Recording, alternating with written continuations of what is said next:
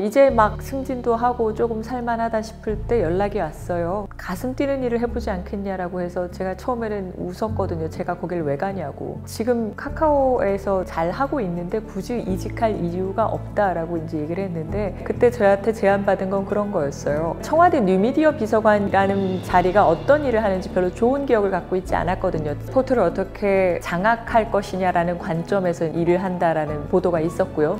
새로운 정부의 뉴미디어 비서관실에서는 그 자리에서 어떻게 인터넷을 컨트롤할 것인가를 고민하는 그런 일을 하는 게 아니라 디지털 소통을 직접 하는 것에 대해서 이제 얘기를 들었었고, 저는 월드미디어에서도 경험을 해봤고 뉴미디어가 어떻게 재편되는지도 봤고, 아마 이런 것들을 보고 움직였던 것 같아요.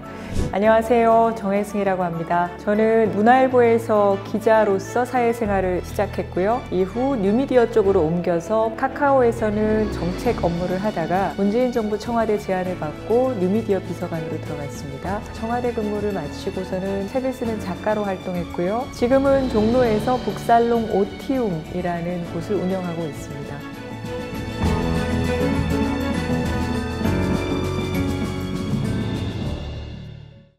처음부터 기자를 꿈꾼 건 아니고요. 사실 그 문학을 전공을 했는데 남들처럼 대학에서 그렇게 열심히 공부를 한 건 아니고, 어차피 내가 재능이 그렇게 많지 않으면 기자를 해볼까라고 막연하게 생각한 게 있었는데 기자 시험 쳤다가 됐어요. 한 달만 사회생활을 좀 경험해봐야겠다라고 시작을 했다가 그게 14년이 됐습니다. 사람이 알 수가 없더라고요. 기자는 당시에 이제 사람들을 대신해서 중요한 이슈, 현안에 대해서 질문을 하는 사람이었어요. 제가 기자로 출발을 했을 때는 좀 옛날 얘기지만 존경을 받고 그런 직업 중에 하나였다고 생각을 합니다. 그리고 이제 각 분야에서 지금 어떤 일이 진행되고 있는지 질문을 하다 보면 저도 같이 성장하는 것을 절실하게 느낄 수 있는 굉장히 만족도가 높은 직업이었어요. 그런데 이제 어느 순간 되니까 기자가 존경 대신 손가락질을 받기 시작하는 무렵이 왔는데, 나는 무엇을 위해서 기자를 하는가 고민하는 계기가 됐던 것 같아요. 조회수가 더 중요하기 때문에 제목 장사를 한다든지 무리하는 그런 기사들도 여러 봤거든요. 그러나 사실을 왜곡하고 경강부회하는 기자들에 대해서는 우리가 경계해야 되겠지만, 사실 중요한 이슈를 쫓아가는 중요한 현안을 보도하고 우리 사회의 문제점, 사실 굉장히 적지 않은 사회의 골문 부분들이 있는데 그런 것들을 발굴하고 깊이 있게 더 들어가서 구조적으로 어떤 문제를 해결해야 되고 이런 것들을 보도하는 기자들이 있습니다. 기레기라고 기자 집단 전체를 싸잡아서 뭐라고 할 게 아니라 잘하는 기자들은 칭찬을 해주고, 근데 어쨌든 미디어 지형 자체가 어쩔 수 없이 조회수를 추구하도록 만드는 그런 것들이 있었다라고 생각을 합니다. 그래서 제가 기자 후배들한테 흔히 하는 얘기가, 기자는 세 가지 권력과 싸워야 되는데 공권력과 싸우고 자본 권력과 싸우고 회사 권력과 싸워야 한다. 우리가 정부 비판, 공권력 비판하든지 자본, 그러니까 기업의 횡포라든지 이런 것들을 비판하는 거는 너무나 당연한 일인데, 비판하는 동시에 우리 회사 권력, 국장이, 사장이 이렇게 해라 저렇게 해라 혹은 개입하는 것에 대해서도 기자는 자기 펜을 지킬 줄 알아야 한다라고 저는 그렇게 배웠습니다. 제가 기자 생활하면서 딱 한 번 기자상을 받은 적이 있는데, 96년에 연세대 한총련 사태라고 대학생들의 시위가 이제 굉장히 격화돼가지고 문제가 된 적이 있었는데, 특종을 했다는 이유가 아니라 시위를 할 수밖에 없는 대학생들의 입장과 진압에 들어간 정부의 입장, 양쪽을 균형 있게 보도했다라는 이유로 상을 받은 적이 있는데요. 사람들이, 기자들이 알고 쓰니까 20%를 알고 쓴다라는 우스갯소리가 있었는데 10% 알고 씁니다. 권력기관, 국정원, 검찰 이런 데는 요만큼의 정보를 풀어주거든요. 여러분 사실 모르는 퍼즐의 조각이 훨씬 많거든요. 그걸 알려면 공부를 하고 훨씬 더 다양한 목소리를 듣고 취재를 하고 그렇게 좀 더 부지런을 떨 수밖에 없는데, 어떤 기자들은 하루에 7건, 8건의 기사를 소화한다고 합니다. 속보까지 다 소화하면서 깊이 있는 기사를 쓰는 건 불가능해요. 이것은 사실 기자 개인의 문제라기보다는 미디어 기업에서 좀 해줘야 되는 이슈이긴 한데, 선택과 집중으로 깊이 있는 다른 서사를 가지고 발견할 수 있는, 다른 관점에서 해석할 수 있는 이야기를 좀 더 만들어야 되지 않나 이렇게 생각을 합니다.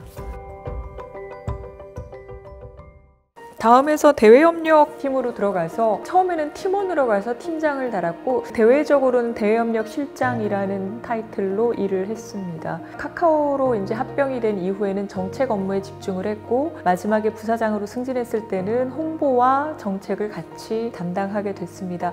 이제 막 승진도 하고 조금 살만하다 싶을 때 연락이 왔어요. 가슴 뛰는 일을 해보지 않겠냐라고 해서 제가 처음에는 웃었거든요. 제가 거길 왜 가냐고. 정보에 잘 맞지 않는 사람이고 지금 카카오에서 잘 하고 있는데 굳이 이직할 이유가 없다라고 이제 얘기를 했는데 그때 저한테 제안받은 건 그런 거였어요. 제가 청와대 뉴미디어 비서관이라는 자리가 어떤 일을 하는지 별로 좋은 기억을 갖고 있지 않았거든요. 포트를 어떻게 장악할 것이냐라는 관점에서 이제 일을 한다라는 보도가 있었고요. 새로운 정부의 뉴미디어 비서관실에서는 그 자리에서 어떻게 인터넷을 컨트롤할 것인가를 고민하는 그런 일을 하는 게 아니라 디지털 소통을 직접 하는 것에 대해서 이제 얘기를 들었었고 저는 미디어에 관심이 많은 사람으로서 올드미디어에서도 경험을 해봤고 뉴미디어가 어떻게 재편되는지도 봤고 아마 이런 것들을 보고 움직였던 것 같아요. 청와대 기억들이 여러 가지가 있겠지만 기억에 남는 거는 청원 같아요, 솔직히. 청와대에 있을 때 제가 이제 국민청원을 만든 사람입니다 이렇게 소개를 하는데 어쨌든 청원이라는 거를 만들고 기획하고 답변하고 국민과 소통했던 점에서는 되게 행복한 기억으로 남아있기는 합니다. 처음에 청원을 하라 그랬을 때 그걸 왜 하냐고 어차피 대통령 탄핵 청원부터 들어올 텐데 골치 아프지 않냐라고 스스로 생각을 했어요. 그런 청원 어떻게 답을 하지? 라고 고민을 할 때 미국 백악관에서 하던 청원 답변 하나를 이제 보게 됐어요. 스타워즈라는 영화에 나오는 무기를 만들어 달라 이런 청원이 올라왔는데 미국인들이 거기 서명을 해가지고 그 청원이 올라갔고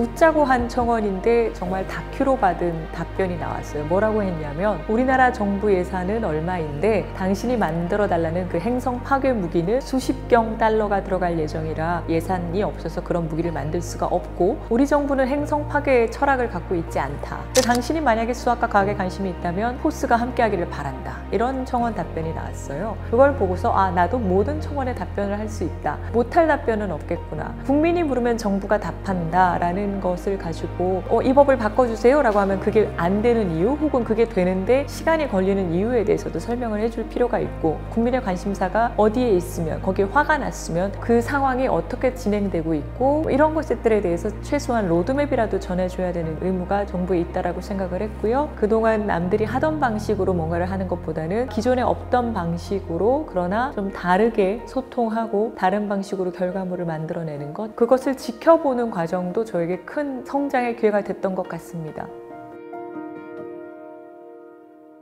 가장 중요한 세 가지 원칙은 신뢰, 충돌, 헌신이었어요. 그러니까 서로를 신뢰하는 기반에서 일단 충돌합니다. 서로 다른 이야기, 서로 다른 관점에, 서로 다른 입장에, 방향의 이야기를 충분히 충돌하면서 얘기를 하고 그 다음에 결정이 막상 되면 헌신적으로 달리는 거죠. 굉장히 급변하는 사회 환경에서 뭔가를 하려면 우리도 빨리 대응을 해야 되지 이렇게 하던 대로 해가지고는 잘 안 된다라고 생각을 했는데 카카오에서 배운 가장 좋은 원칙이 그거였어요. 리더란 우리 팀의 사람들이 정말 신나서 일할 수 있도록 해주는 게 가장 중요하지 않나. 저는 책방 언니잖아요. 요즘 리더십을 고민하는 후배들에게는 단 한 권의 책을 소개합니다. 인듀어런스. 어니스트 셰클턴이라는 남극 탐험가가 어떻게 탐험대를 살려서 돌아왔는가에 대한 책입니다. 남극 탐험한다고 갔는데 배는 조난당했고 600 며칠 동안 헤매다가 돌아왔어요. 그런데 이 사람은 28명을 단 한 명도 죽이지 않고 희생시키지 않고 살려서 돌아왔습니다. 그 책을 보면 리더는 사람들이 기운 빠지지 않게 혹은 길고 긴 남극의 밤과 혹독한 추위를 견디도록 리더들이 솔선수범해서 어려움은 가져가고 가장 말단의 동료들이 힘을 잃지 않고 일할 수 있도록 버틸 수 있도록 해준. 알고 보니까 시니어들은 전부 다 나쁜 모포를 갖고 있고 좋은 모포는 전부 다 주니어들한테 주는 그런 방식. 사람을 뽑을 때 당신은 노래를 할 줄 아나요? 당신은 악기를 다룰 수 있습니까? 라는 것을 너 뭐 할 줄 아느냐보다 더 물었던. 왜냐하면 남극에서는 버티고 긴 시간을 같이 지내야 되니까. 그 팀워크를 다루는 방식이라든지 사람을 존중하는 방식, 그 다음에 포기할 때 포기하고 꺾일 때 꺾일더라도 무엇을 중요하게 생각하는지에 대해서 생각할 수 있는 책인데 사람들은 그렇게 얘기를 해요. 남극에서 셰클턴보다 훨씬 더 유명한 탐험가는 스콧이라는 분인데 스콧은 막 한참 탐험을 하러 가다가 노르웨이의 아문젠 팀이 먼저 갔다라는 것에 너무 좌절을 하는 바람에 때문에 절망에 빠져서 사실은 그 팀이 전부 다 돌아오지 못했어요. 근데 그 얘기를 들은 다른 사람들이 만약에 셰클턴이었다면 아문젠이 먼저 갔네? 그러면 그냥 베이스 캠프로 돌아가서 아문젠 축하 파티나 준비를 해주자 라고 얘기를 했을 거라는 거죠. 이기고 지고 목표를 향하는 것도 중요하지만 그것보다 더 중요한 게 우리 팀이 안전하게 돌아오는 게 제일 중요했던 셰클턴. 저는 그런 리더십에 대해서 사람을 존중하고 사람이 힘내서 일하고 당장의 눈앞의 성과보다 이 팀이 잘 성장하고 함께 갈 수 있는 그런 것들을 고민하는 계기가 됐던 것 같아요. 독서가 저라는 사람이 성장하는 데 도움이 됐고 제가 일하는 데도 도움이 된 건 분명합니다. 책을 본격적으로 읽기 시작한 게 아이를 낳고 난 뒤였어요. 제가 이제 화려한 나이트 라이프를 다 접고 칼퇴해서 이제 아이랑 놀고, 근데 아이가 잠들고 나면 제가 할 일이 없더라고요. 그때 남은 건 책밖에 없다라는 블로그를 시작을 해서 책을 읽었는데 제가 지지난주에 무슨 책을 어떤 내용을 봤는지 기억이 하나도 안 나는 거예요. 이게 아이를 낳은 후유증인가 이러면서 내가 기억이 안 난다면 할 수 없다. 기록을 남겨야겠다. 그래서 저는 적자 생존이라는 말을 믿습니다. 적는 사람이 살아남는다고. 어쨌든 책을 읽고 기록하고 그 일을 20년 이상 해왔네요. 그 와중에 독서 클럽도 한 10년을 계속하고 있고요. 단순히 책을 하나 읽는 것보다 정리하는 게 더 많이 남고요. 정보가 굉장히 많은 시대일수록 답을 쉽게 챗GPT나 검색이 찾아주는 시대일수록 우리에게 중요한 거는 질문하는 능력이라고 생각을 합니다. 이것은 사실 누가 가르쳐 주는 건 아니고요. 서로 다른 백그라운드를 가진 사람들이 많이 토론하고 많이 떠들고 수다를 어떻게 정의할 것인가에 또 그게 있는데 혼자서 생각하는 시간도 매우 중요하고요. 내 생각을 조금 더 무르익게 만드는 그런 시간도 필요하고요. 그러나 나 혼자 계속 파고드는 것보다 함께 이야기할 때 훨씬 좋다라고 저는 생각을 합니다. 우리가 현안에 대해서 혹은 조금 묵직한 주제에 대해서 수다 떠는 기회가 잘 없을 수도 있는데 그래서 저는 독서 토론이 좋은 것 같아요. 이런저런 주제에 대해서 얘기를 할 수 있는 시간이 되고 그런 멤버들이 주변에 쌓이기 시작하면 또 얘기를 다양하게 이어갈 수 있고요. 물론 술 마시면서 나라를 걱정하고 이게 어느 방향으로 가야 되는지 이런저런 토론도 가능하겠는데 어쨌든 다양한 사람을 만나는 게 다양한 관점을 얘기를 듣는 게 좋다고 생각합니다. 서로 끼리끼리 어울리면 관점의 사각지대라는 게 반드시 생기고요. 놓치는 것들이 생깁니다. 그것을 막기 위해서라도 우리가 조금 더 듣는 훈련도 필요하겠네요.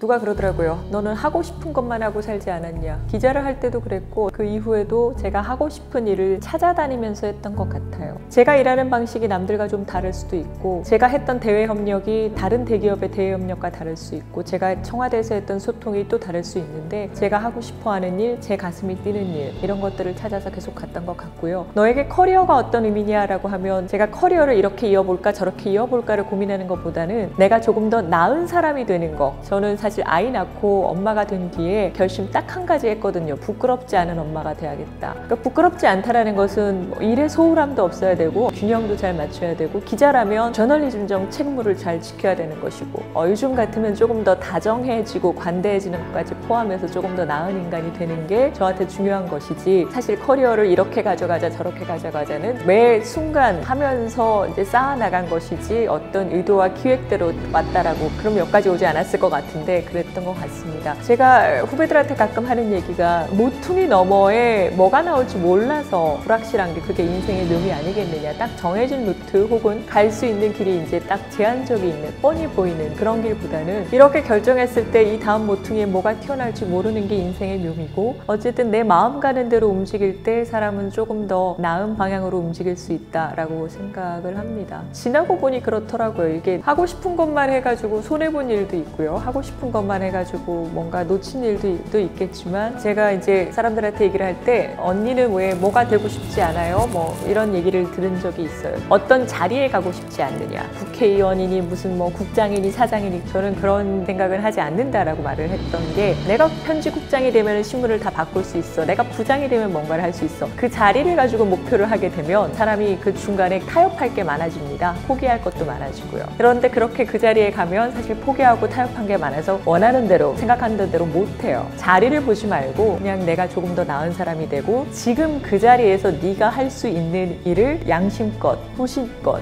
역량껏 하는 것이 가장 중요하다라고. 그렇게 가다 보면 길이 보이는 것이지 뭔가 길을 정해놓고 나는 그 길을 꼭 따라서 가겠어. 내가 몇 살에는 뭘 하겠어. 뭐 그게 맞는 사람들도 있겠지만 저 같은 경우는 그건 아닌 것 같아요. 예.